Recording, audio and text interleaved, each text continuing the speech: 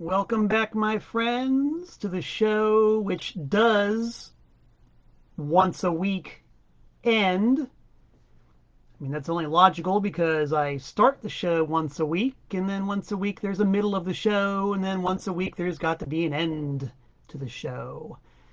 Even the laws of pure logic will agree with that. Look at that skull and a bow tie by my good pal Luke Walker, way out there in the Midwest somewhere. That's my address written with a pen on an envelope. A real human being wrote that. Malcolm Tent, P.O. Box 3626, Newtown, Connecticut 06470.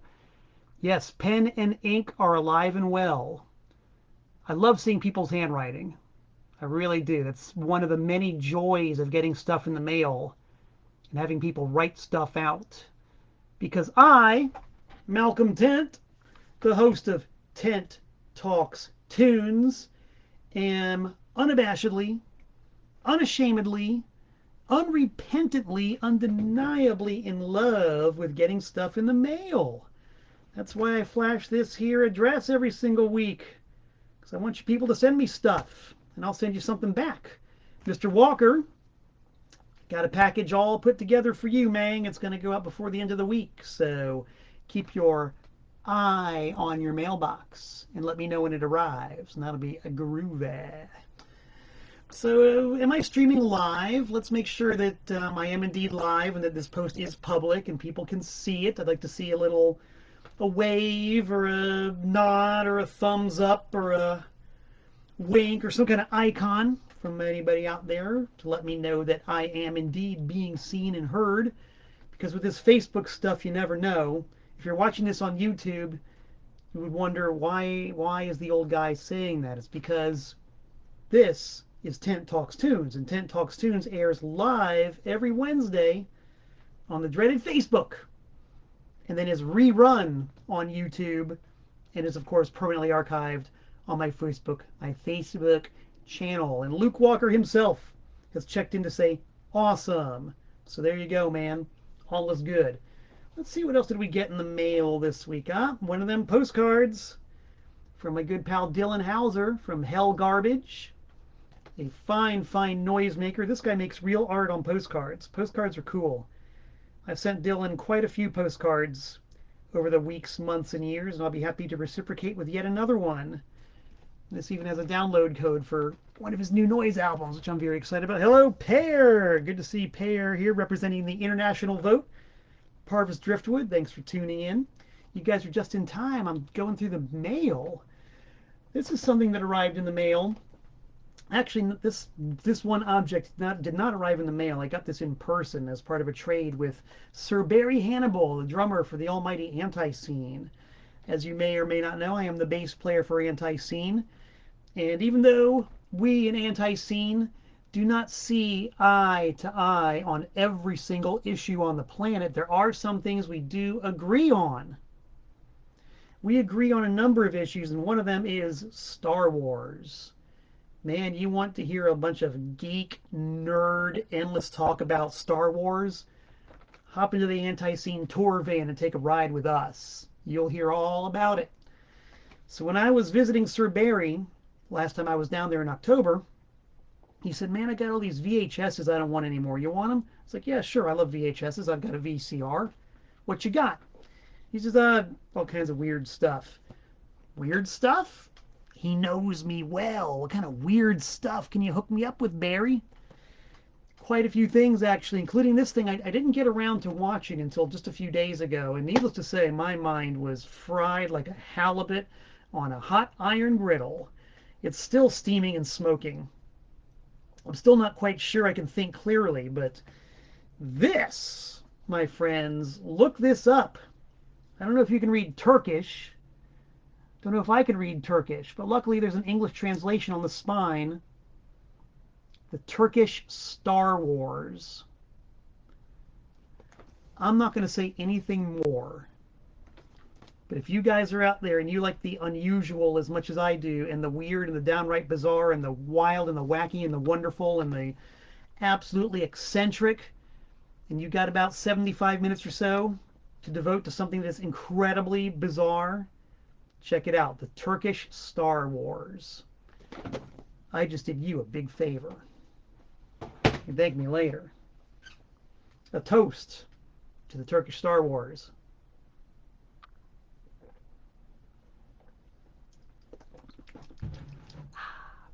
I did get one more item in the mail, which I was very happy to get.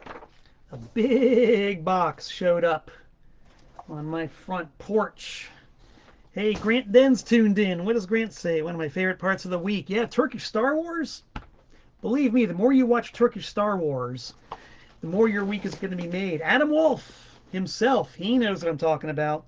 Turkish Star Wars is gold, baby. Maybe even platinum coated gold, because gold is not heavy enough to do justice to the concept of Turkish Star Wars. Oy vey. Anyway, I digress. My digressions are just digressing all over the place. Let's get this thing queued up, y'all, so I can see what I look like. Oh, I look good. So yeah, I got this big old box from my good pal Tim Holhouse over in Merry, England. Tim is a guy who books all of my UK tours. Tim is an ace musician, a hell of a songwriter, and a perfect gentleman. Tim knows my penchant for grocery shopping. When I go on tour, I'm not lying, I'm not joking, I'm not jerking your chain. I'm telling you God's honest truth that when I go on tour, I love grocery shopping.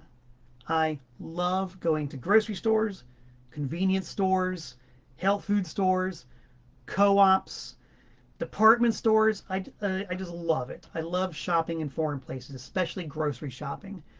So Tim noticed my proclivity for going shopping in the UK and always coming back with a certain food product that you cannot get in the USA.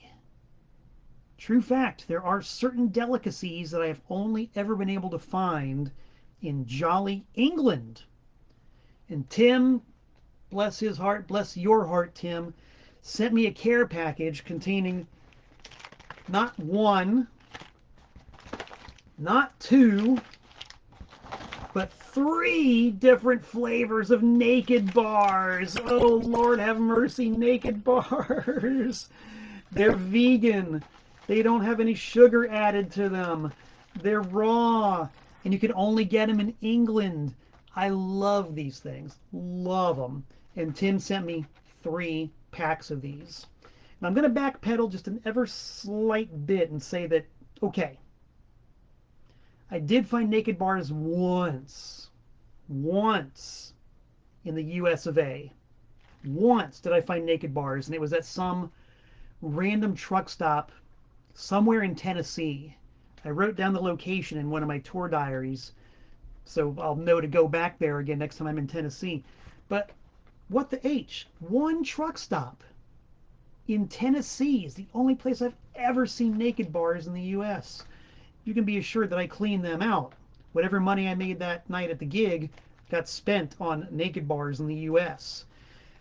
I'm telling you right now, folks, I would endorse Naked bars. Naked bars, if you're out there and you need a celebrity endorsement from a real-life, honest-to-God record mogul, label boss, media star, charisma plus spokesman, you get a hold of me.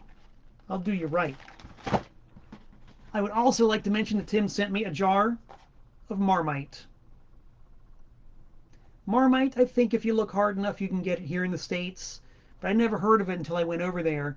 And Tim was making breakfast one morning, a nice vegan fry-up. He said, words to the effect of, "Oi, mate, try some Marmite on your toast." I said, all right, cool. So I took a great big spoonful and glopped Marmite all over the toast. And took a big bite, and I thought I was going to die. Because Marmite is potent stuff. Just a little dab will do ya. Once I was done wiping the tears from my eyes after eating too much Marmite on a piece of toast, and Tim got done chuckling at my naivete, he explained that you just take a little bit and you spread it on toast with butter. And that way it's really yummy. So Tim, thank you so much for the Naked bars and for the Marmite. none of which I can find here in Connecticut. I should mention that what I also got yesterday at the print shop were the inserts for the brand new Tim Holhouse LP, which is coming out on my label, TPOS number 236. TPOS number 236 is a Tim Holhouse anthology LP, and I am very excited to hear it and very proud and happy to have it on my label. So there you go, Tim Holhouse. I got the inserts. The records and the covers are on the way, we hope, we think, sooner than later. And I got Naked Bars and Marmite. That is today's mail roundup on Tent Talks Tunes. Woo! I will also just mention in passing that when I was at the print shop yesterday, I picked up the inserts for another record coming out on TPOS, TPOS number 199, and that is the reissue of a record that has been out of print since 1977. I'm talking about Malpractice. The Malpractice 7-inch single is about to be reissued for real on TPOS. I got the records, I got the covers, got the inserts yesterday. They're on 2 different shades of purple vinyl, so all you collectors will have something to collect. You heard it here first on Tent Talks Tunes.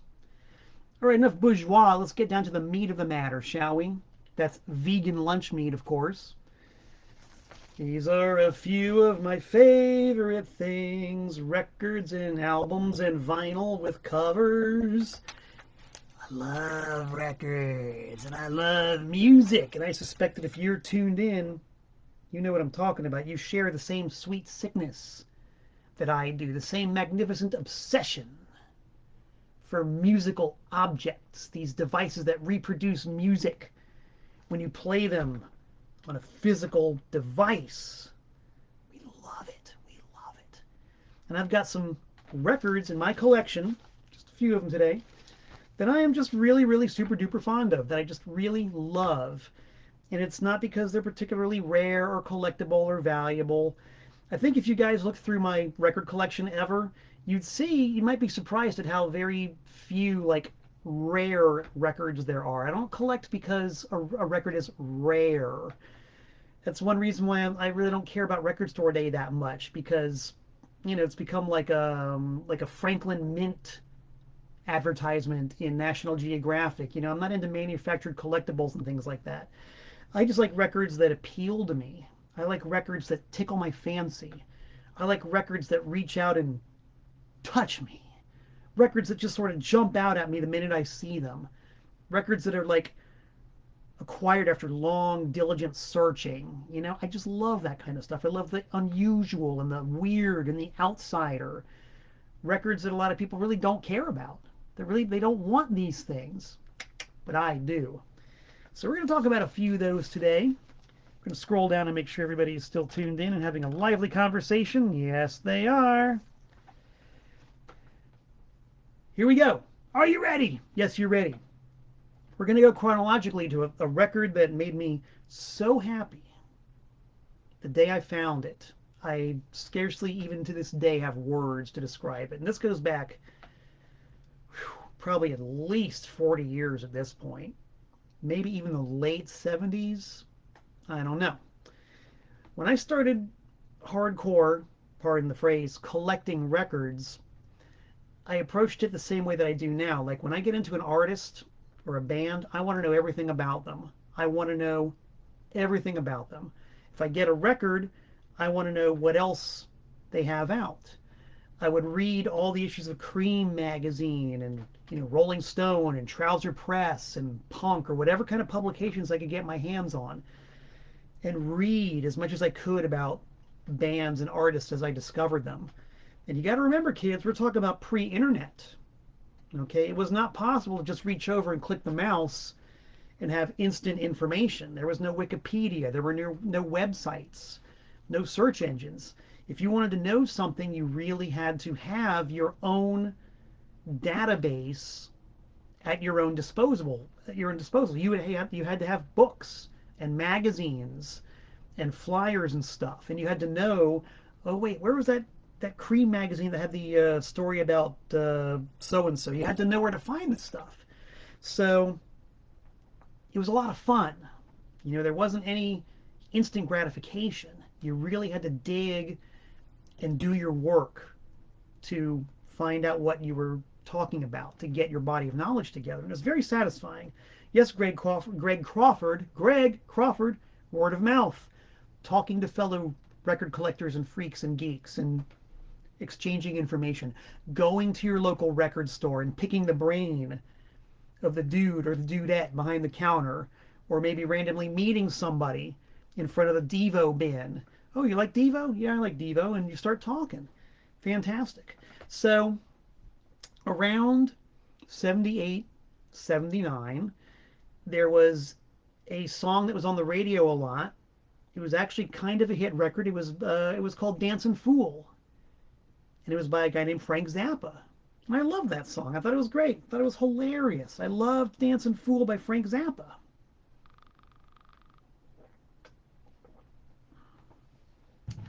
So of course I began the usual process of researching and cross-referencing and remembering, oh yeah, I saw an article about Frank Zappa in that issue of Cream. Dig it out, start reading, and eventually determined that Frank Zappa had some early albums that were no longer in print, that you just couldn't get anymore, and they were supposed to be really good, like seminal classic albums, but they've been out of print forever.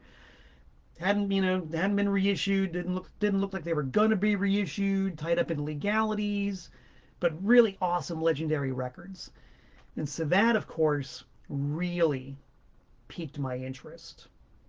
So I would, of course, go to the local record store, excuse me, which at the time was Specs Music at the Westland Mall, and I'd dig through the Frank Zappa section, and I'd look at all the Frank Zappa records, and his album titles and his cover art were always really hilarious and weird and interesting. So I started buying Frank Zappa records and getting more into them.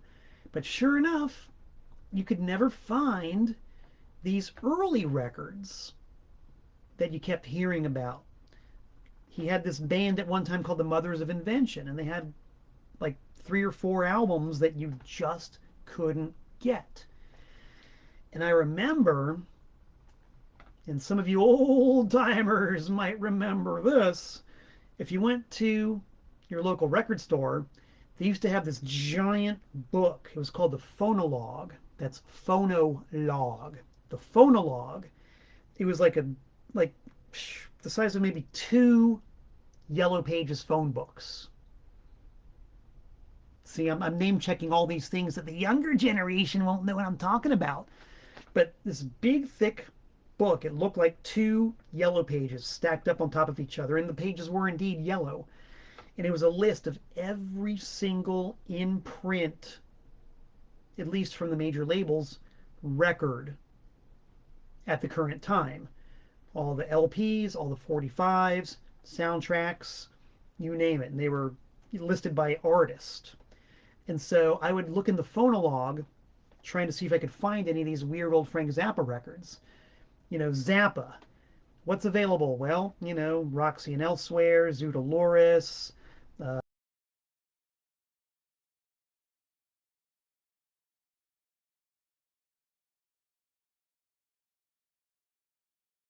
Hey, can you get me some of these early Frank Zappa records? And they'd be like, no, they're out of print. Did you see it in the phonologue? No. Well, I can't get it then. Sorry, that's the only stuff that's available now. If it's not in there, you can't get it.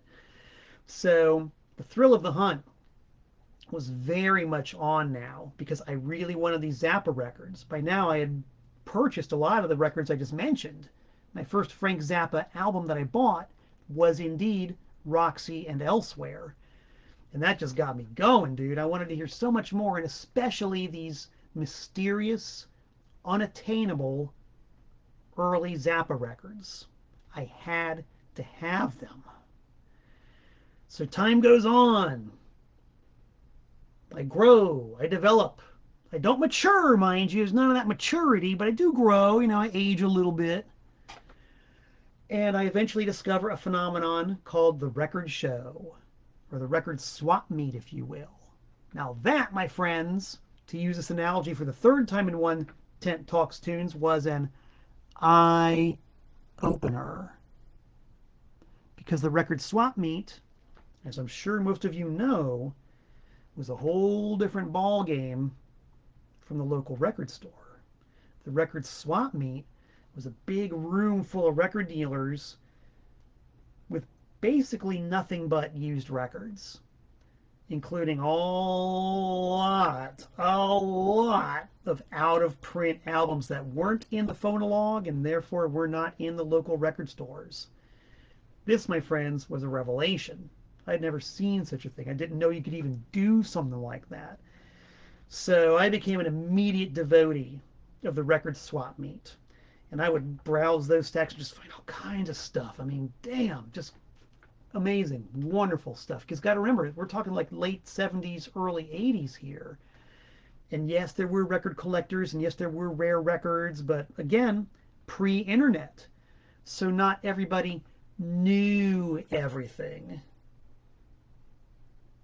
You know, nowadays, and here's where I go on with the nowadays, I hope you'll bear with me, but nowadays, anybody who's got one functioning finger in a computer can type out Discogs and go on to Discogs or PopPsych or whatever and look up a record and say, oh, well, this copy of Herb Alpert and the Tijuana Brass, it has a median value of $18. Therefore, Herb Alpert and the Tijuana Brass is worth $18. And I'm going to price it at $18 and put it in the bin of my record store. None of that, kids. It was all fly by the seat of your pants, using your wits and your knowledge to know what a record was worth. And not everybody did. Some did, some didn't. Some didn't care. Some were like 50 cents each, get them out of here. Yeah, that sealed First State stereo butcher cover by the Beatles, I don't know what the fuck that is. Get it out of here. I don't want it. It's cluttering up my living room. Get it out of here. Salad days, gang. Salad days.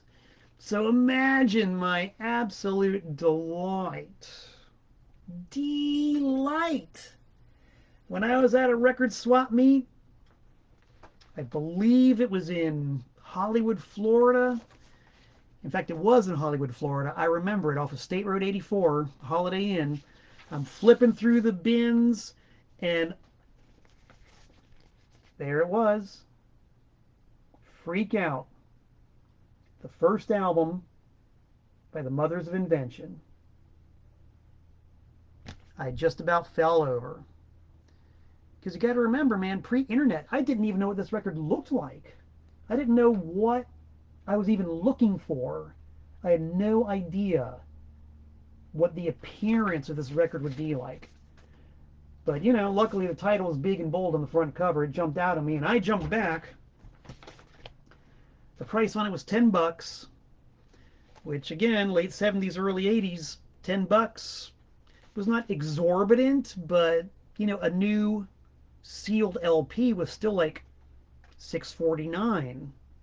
So you're used to paying $6.49 for an LP. They wanted $10 for this one. But you know what? I didn't care. I've been searching for this record forever and didn't know if I would ever see it. And there it was. Used. And the front cover and the back cover, and you open up the gatefold, and goddamn, it is just chock full of liner notes and photos and information, and it's a double album, and it's got that classic. This is one of the most beautiful, aesthetically pleasing label designs ever. The Verve purple and silver label. I mean, that is just a masterpiece of mid-modern graphics. And you know for a fact that was drawn out by hand with a compass and a template and a ruler and some very fine pens and maybe brushes. That's just awesome. The use of space, the text, the design in the middle. I was hooked. And of course, playing it, I fell in love with it. And that just led me on the chase for more of these early Frank Zappa records. And as time went on, I did eventually find them.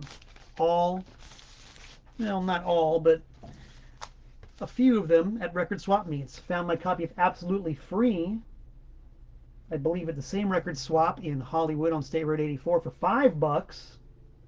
Paid $5 for that one. And supposedly the creme de la creme masterpiece of all of them was this album called We're Only in It for the Money. And I never, ever saw that one. You know? It's kind of like when somebody breaks the 4 minute mile, which was allegedly impossible for the long time, but once finally somebody did run a 4 minute mile, suddenly everybody is running 4 minute miles. And sure enough, after I found my first copy of Freak Out, I started finding them elsewhere. Not in great abundance, but here and there. They'd pop up occasionally. And to a lesser extent, Absolutely Free. But I never saw a copy of We're Only in It for the Money, ever. It was legendary at the time, of course, because of its pastiche cover of Sgt. Pepper. And I really wanted one. I really wanted it, because by now I'm like deep into Zappa. And lo and behold, my good friend and mentor, Tim Powell of Hialeah, Florida, had We're Only in It for the Money, didn't want it. He didn't like it. He thought it was a stupid record. But I had this really cool Talking Heads bootleg LP called Workshop Image, which he really wanted, and which I didn't really care for that much. So he said, "Want to trade?"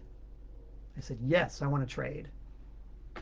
He got mine, I got his, and to this day, We're Only in It for the Money resides proudly in my personal collection. And after that, of course, the fourth Mothers of Invention record on the original Verve label was the Cruising with Ruben and the Jets album, which I had always heard was a doo-wop record. And I'm not a doo-wopper. I just don't care for doo-wop. I don't really like group vocal harmonies. So I never bothered with this one until just a few years ago. I'm pretty sure I got this one when we had the bittersweet task of liquidating the inventory of the great Brass City Records in Waterbury, Connecticut. And Walter, who owned Brass City, was a major Zappa head. Major Zappa guy. And I'm pretty sure that this copy of Ruben and the Jets came from Brass City. And even after getting it, I still never played it because I don't like doo-wops. So finally one day, just on a mad whim, I said, yeah, maybe I'll play that Ruben and the Jets record.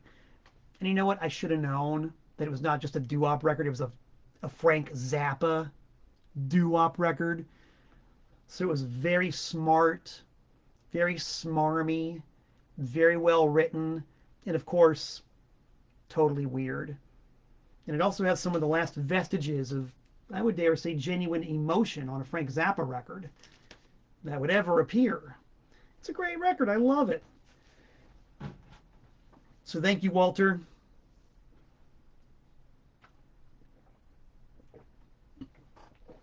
The last thing I'm going to say about this, which to me is a very crucial pack of records, is that these show why it's a lot of times really vital to get the original vinyl pressings, because Zappa was known for reissuing his catalog periodically, and it seems like whenever he did, pardon my language, he'd fuck with them. Like Ruben and the Jets and We're Only in It for the Money, especially when he issued them on CD for the first time, he re-recorded all of the drum and bass parts with electronic drums and like synthesizer bass. They sound god awful. They're horrible, horrible. And then there was the whole debacle with the FZ approved CD remasters. They came out, and it's like, okay, yes, all of the mastering was approved by Frank Zappa himself, but his hearing was shot. He had lost all the high end in his hearing. So the masters that he approved are like super overcompensated for in the treble range. So they're tinny and they're harsh and they're shrieking and they're like really painful to listen to. Whereas the original vinyl was made at the time by the people, the way it was meant to be heard, and the way you were meant to listen to it. Nuff said. I'll take the original vinyl any day. They just did a reissue of David Bowie, The Man Who Sold the World, with its original title, which I believe was Metropolis, and the original cover art, and a big remix by Tony Visconti. I was intrigued, gave it a listen. I didn't hear one note of music that was any improvement on the original. Just saying. Maybe some of you guys disagree with that. And in fact, if you do disagree, post a comment, whether you're here on Facebook or YouTube. I would like to know what you think. And if you think it's better, tell me why. I'm curious. I like the original better. If you like the reissue better, let us know. Let's get a good discussion going on here, baby. Because we do all like David Bowie. Ain't nobody going to argue with that. Bowie! Woo! All right, let's scroll down a little bit here. See what everybody's got to say. Oh yeah, everybody's really tuning in. This is great. This is why I love doing this live on Facebook. Archived on YouTube is cool, but live on Facebook, that's where the action is. Every Wednesday at 7 p.m. Okay. Plumbing a familiar depth. That of really liking a band and getting hardcore into it and wanting to know everything. There's a certain band. You've probably heard of them. You might know them. The Beatles. What more can I say about the Beatles? Except they were one of the very first rock groups I ever heard when I was 2 years old. So they've been a part of my fabric virtually my entire life. Probably even my entire life. I just don't remember hearing them when I was a wee infant. I know for a fact that my parents had Beatles records when I was a wee infant. So they've always been there. And so again, I come of age, I get to learn, I want to know more. And I started getting really heavily into getting all the Beatles albums, all of the Beatles albums. And once you've gotten all the Beatles albums, you start getting into the Beatles bootlegs, if you're really hardcore like I am. And at the time, there was a very, very finite amount of bootleggable Beatles music. There were some live concerts.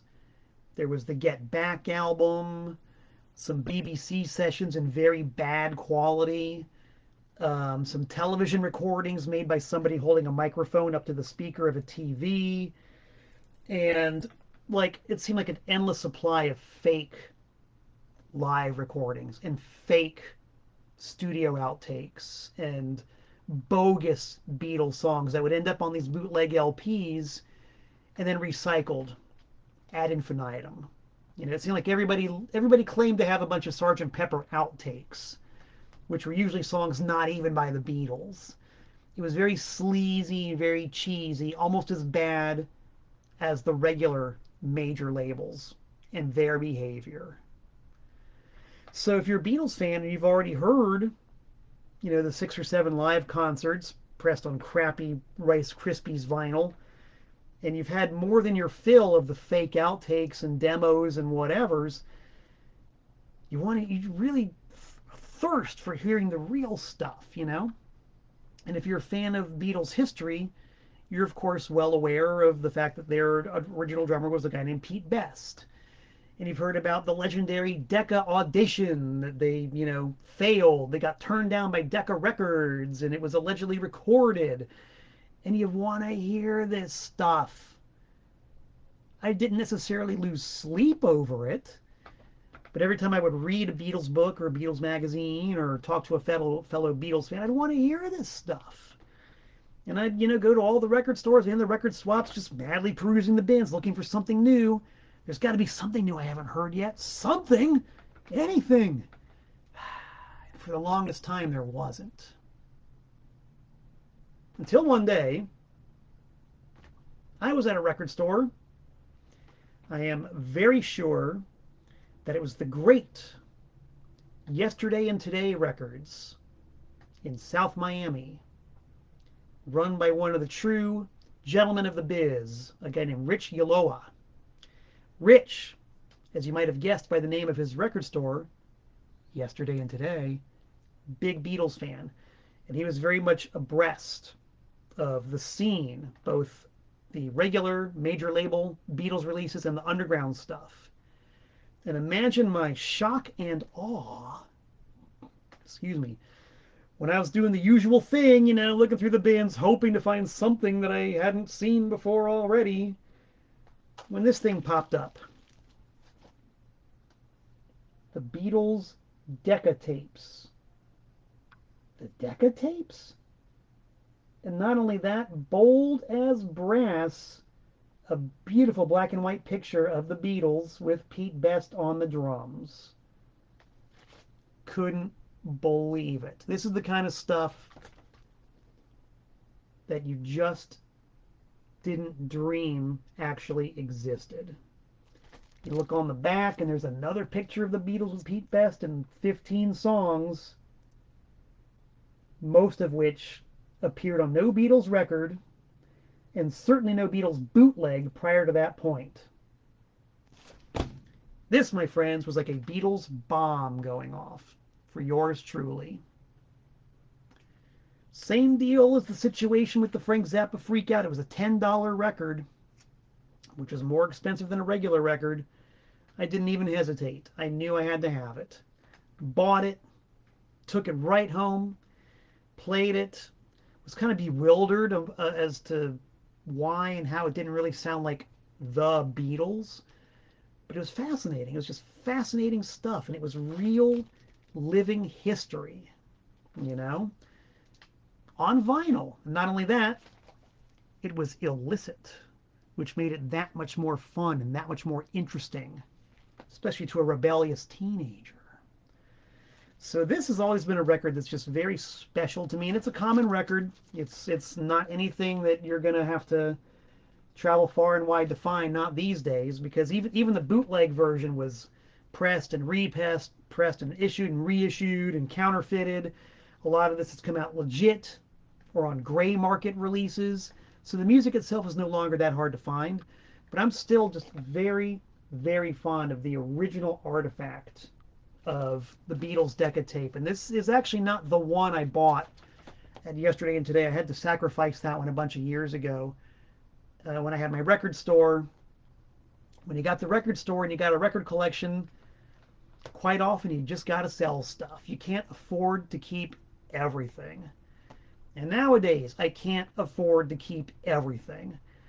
But if I can at all help it, I'm going to keep this one in the personal collection for as long as humanly possible, because this is kind of a totemic release for me. This is very special. This is a record that was the product, for whoever put it out, the product of great expense, lots of work, lots of research, and they gave us, the frantic fans, something we had never ever dreamed really would ever be within our reach.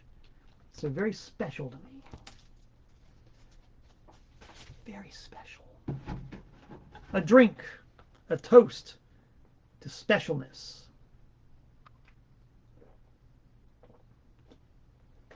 Got two more for you. I mentioned about a lot of times I'll go on a jag.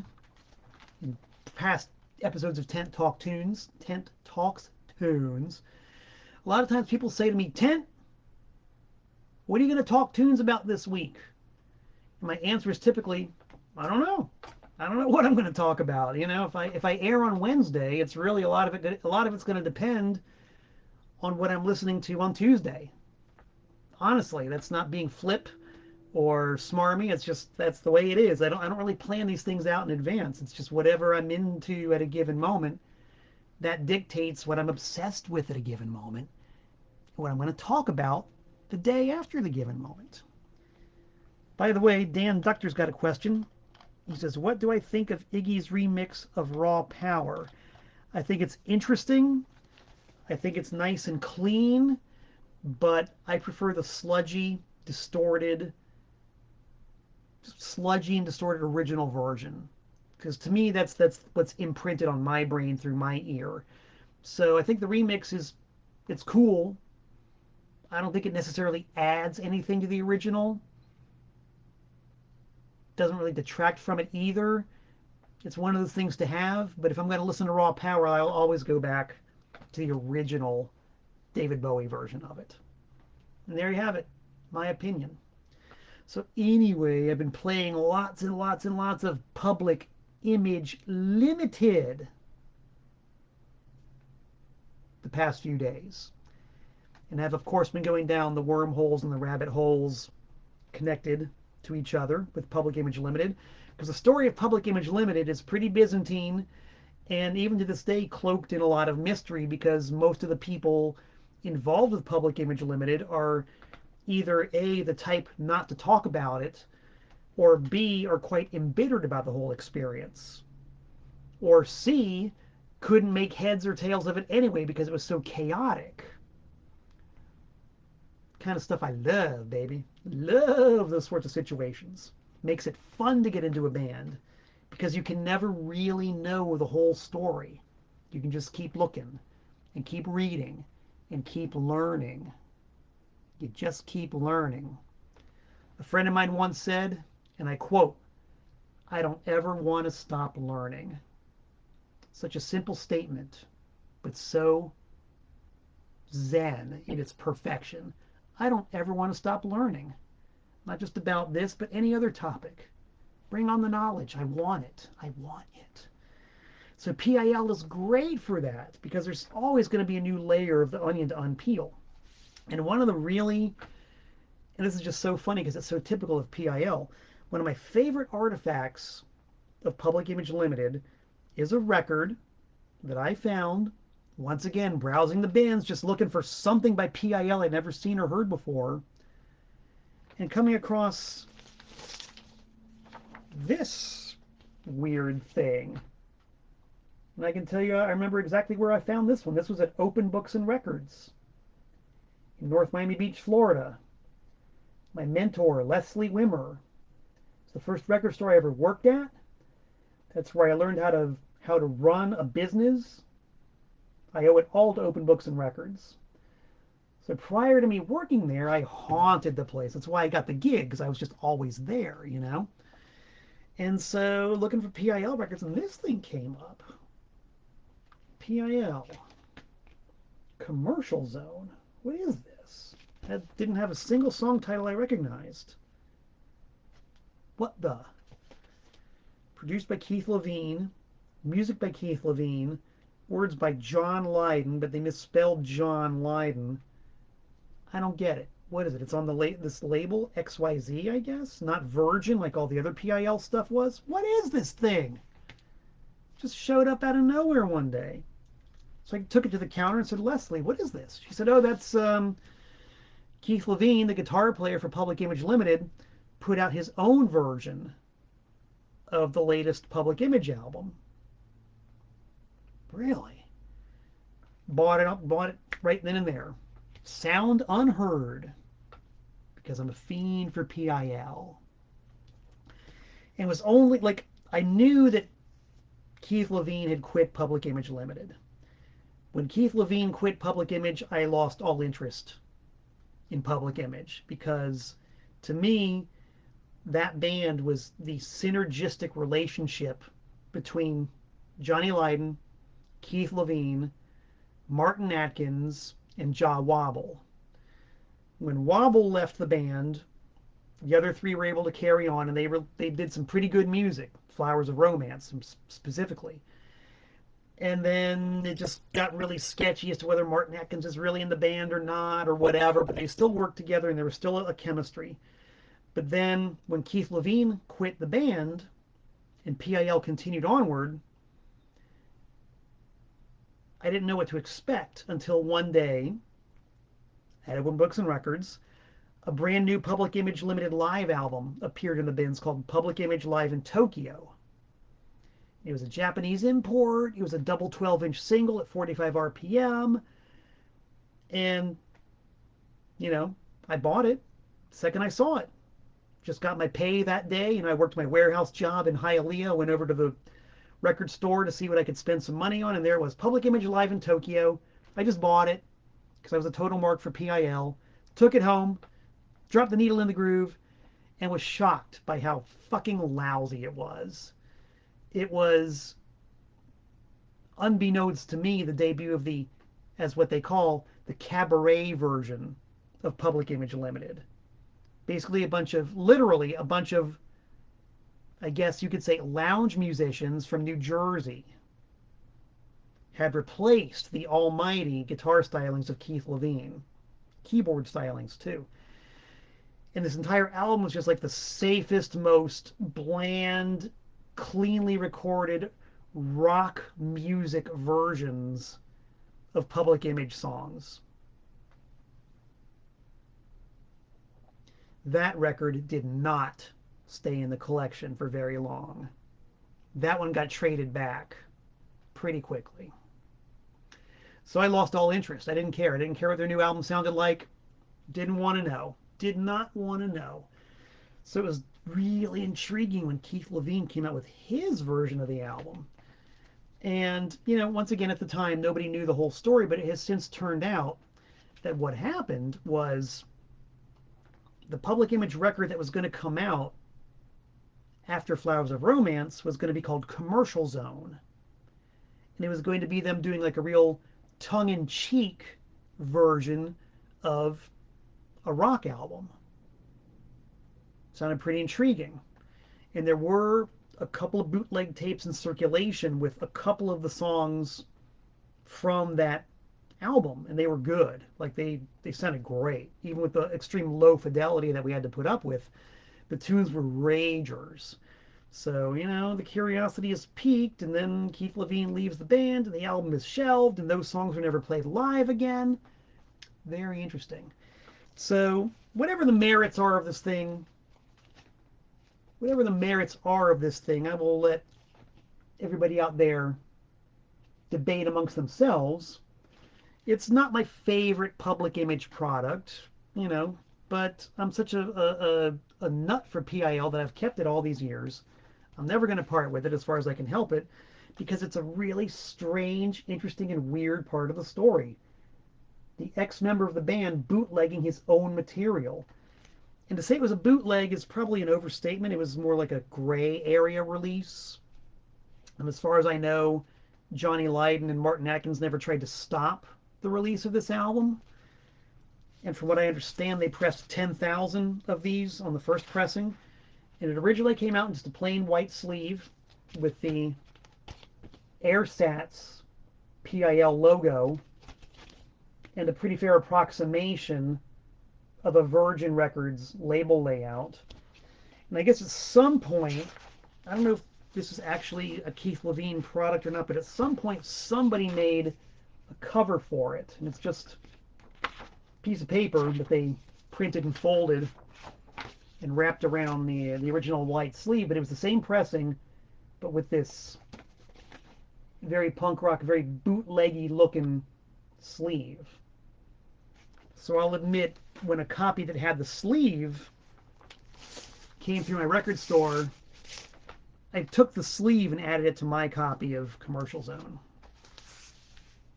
Because I'm a completist. It's a very weird artifact. This record is so gray area that it actually had a second pressing that had real distribution by this distributor called Important Records, and Important Records was a subsidiary of CBS. So it got much more quasi-legit for the second pressing, and you can see they used the real PIL logo with a printed cover, and it even says right there on the back, if you can read that, distributed by Important. That's the distributor. They were real. They were legit. They were not bootleggers. They were 100% above board. And it's got a new label with, again, the real Public Image Limited logo on it. And from what I understand, they pressed 10,000 of these also. Nobody stopped them. And then that was the end of it. No more Commercial Zone. And to the best of my knowledge, this to this day has never been reissued in any way, shape, or form. It's never been anthologized. I don't think it's even been counterfeited, because there's enough of them out there. There's at least 20,000 of these things out there. So there's, I guess, no need to bootleg it when originals are plentiful enough to where they can be found. Just a very interesting part of a very interesting story by a band who I love. So I don't intend to part with this one. It's not rare, it's not valuable. It's mine. And we got one more, kids. Let's see, Luke's got something to say about the drummer for PIL. He says, the drummer for PIL lives in my hometown, Decatur, Illinois. Luke Walker, is that Martin Atkins who lives in Decatur? Because I remember when my band Ultra Bunny played in Detroit a few years ago, Martin Atkins came out to see us. Or at least he was in the venue while we were playing. And he wandered in for a couple of minutes, surveyed us, and walked out. At least I can say that Ultra Bunny was indeed seen by Martin Atkins. A toast to being seen by the drummer for one of your favorite bands at all time. If it's happened to you, you can feel my joy.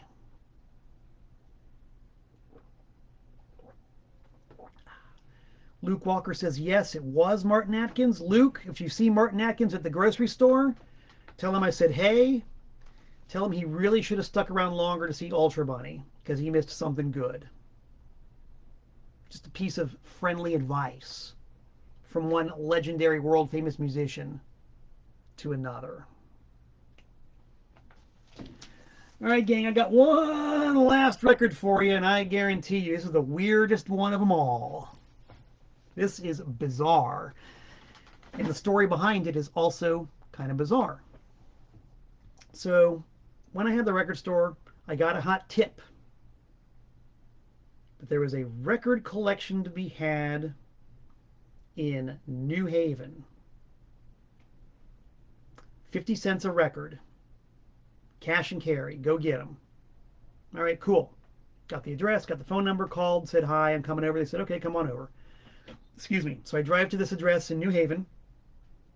It was the winter time and it was very cold outside. I remember this very well. Very cold. Knock on the front door. The owner of the house, a guy named Smitty, opens the door, and this like blast furnace effect of hot, dry cigarette smoke just whooshes out the door and hits me in the face. I'm like, whoa. I was practically mummified within 3 seconds. He invites me in. I think he had the thermostat up to about 90 in that place. And it's the middle of winter, so all the windows are closed, obviously, and he's chain smoking. This dude's house was filled with records. From the first room you walked into, to this bedroom, to that bedroom, to the hallway, to the living room. Filled with records. Shelves on every wall, in every room, from floor to ceiling, from left to right. Records. Everywhere. And he had finally cornered himself in the living room. All the records were closing in, except for one corner in the living room he had, where he had a folding chair, a folding card table, little metal card table, a TV set, a carton of smokes, and a bag of potato chips. And so Smitty would just sit there and watch TV and chain smoke, have the occasional potato chip. Well, it was my job to go through the records and find stuff that I wanted to buy, which I did. It's what I do. If I got the call today, I'd do it now. I mean, I'd finish talking to you guys, of course, but it's what I do. I buy record collections. That's how I stay alive. I buy and sell records, in case you hadn't guessed. If you've got a record collection, call me. I might want to buy it. Seriously. Then sell it. If you want to buy records, call me. I got records to sell. Send me a want list, please. I need all the help I can get. And so do you. But I digress. So look at these records. And it was actually not as horrific as you might think. Because, like, if you looked at one shelf, it was, okay, here's Barry Manilow's greatest hits. Like 75 copies of it. And next to it, 60 copies of Barry Manilow trying to get the feeling again. And so on and so forth. So it wasn't like I had to look at every single one of them. But there were plenty of singles, and I was there for a long time. I'd actually step outside periodically just to get some fresh air. And I was finding some good stuff, though, 50 cents a throw especially. Finding some good stuff, getting some piles going. And I was in the C section looking at the C's, the Cars, Cerrone, Celia, Celiacs, CH. Oh, what's this? This is something I didn't even know existed. Nice and neatly alphabetically filed in the CH section. A record that I did not know existed, but had been very intrigued by the existence of the music on it for a very long time. And I like the left of center and the weird of the eccentric. I'm also a big fan of history. I love history. History is one of my favorite things in the world. I love reading and studying history. Long story short, there used to be a record label in Connecticut, in Newtown, called Radiola Records. And Radiola specialized in, as you might have guessed by the name, albums of old radio broadcasts. And they put out dozens of albums of all vintage radio broadcasts from the teens, 20s, 30s, and 40s. Old radio shows, radio serials, documentaries, speeches, stuff from all over the world, just the entire history of old radio presented on vinyl records by Radiola. If you go around and you look at used records, you'll see them. There's tons of them out there. Tons of them. Radiola Records, also Sandy Hook Records. Same guy. And I found this one album by his. It was totally bizarre. It was called Hitler is on the Air. And it was a double album of Third Reich broadcasts. All right, whatever. Who wants to hear a Hitler speech for 60 minutes? I don't. But that was only one disc of this double album set. The other disc was devoted to propaganda broadcasts from the Third Reich, including the Third Reich versions of current news, which was kind of interesting because it was weird, how they could turn the defeat in Stalingrad into a noble undertaking for the Third Reich, hearing it directly from them in English. It's interesting. It's very historically interesting. But the thing that really popped my cork was there was music on there by a swing music orchestra called Charlie and his Orchestra. And this gets into the whole category of I can't make this stuff up. You can research it. There's plenty of information about there now. Remember, we're going back, this is back in the 90s, still pre-internet. So knowledge about this kind of stuff was very thin on the ground. But this was a swing orchestra playing hot big band music, but the lyrics were all Nazi propaganda designed to demoralize the British and the Jews and the Americans, in that order. It's primarily anti-British, but of course there's lots of anti-Semitic in there, and a pretty fair smattering of anti-American as well. And it's all sung in English by this guy with a German accent that is so thick you can hack it with a cleaver. And it sounds like a comedy sketch. It's like, listen, listen, can't you hear it? They are never missing. Torpedoes, torpedoes, they sink your ships by day, they sink your ships by night. All like lyrics like that set to this hot swing music. It's just plain weird, kids. It's weird and very funny because of the accent and the lyrics and the swing music and the fact that this stuff was actually put out to legitimately try to demoralize the Western Allies. Like when you research this stuff even more, you find that Joseph Goebbels, the propaganda minister of Third Reich, really took this stuff very, very seriously and devoted great resources right up until the moment that the German radio networks were bombed out of existence. He kept this stuff going until it was literally impossible.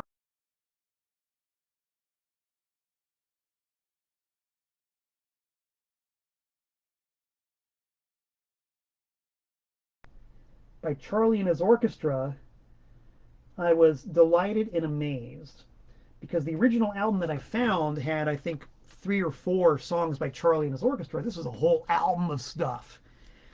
And it's all weird. It's like all these weird Nazi propaganda versions of stuff like I'm putting all my eggs in one basket, all the king's horses. They do a version of St. Louis blues called the Blackout Blues. They do a version of Slumming on Park Avenue called Let's Go Bombing on Park Avenue. There's a song called German Submarines. It's just, it's nuts. It's completely nuts. And that's why I like it so much. The absolute absurdity of the music on this album. It's a hell of a thing. You can go on, nowadays you can go on YouTube. I think almost all, however many, 200 or something recordings by Charlie and his orchestra, they're all on YouTube.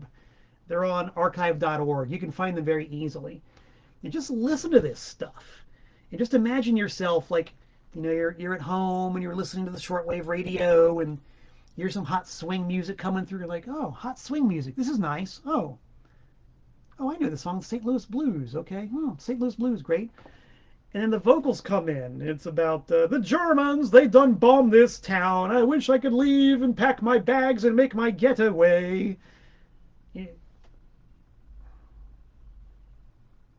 I can only imagine people being bewildered by this. I can't imagine that anybody actually decided to give up fighting for the Allies because of hearing "Let's Go Bombing on Park Avenue." I just can't see it having the intended effect. I just don't see it. But apparently Goebbels did. So I don't know. You be the judge. You can listen to it. I'm not responsible if you turn into a Nazi if you listen to Charlie and his orchestra. I don't think it's ever happened in 80 years, but hey, you never know, right? So this is an album that's very precious and near and dear to me because it's the only copy I've ever seen. The story behind it is totally wild, and the music behind it, the music on it, is completely nuts. So that's why it's a part of my permanent collection. Probably not worth a whole lot of money, but it's worth a whole lot of weird-ass culture. Not for sale, not that one. I'll sell you a lot of other records, but not that one.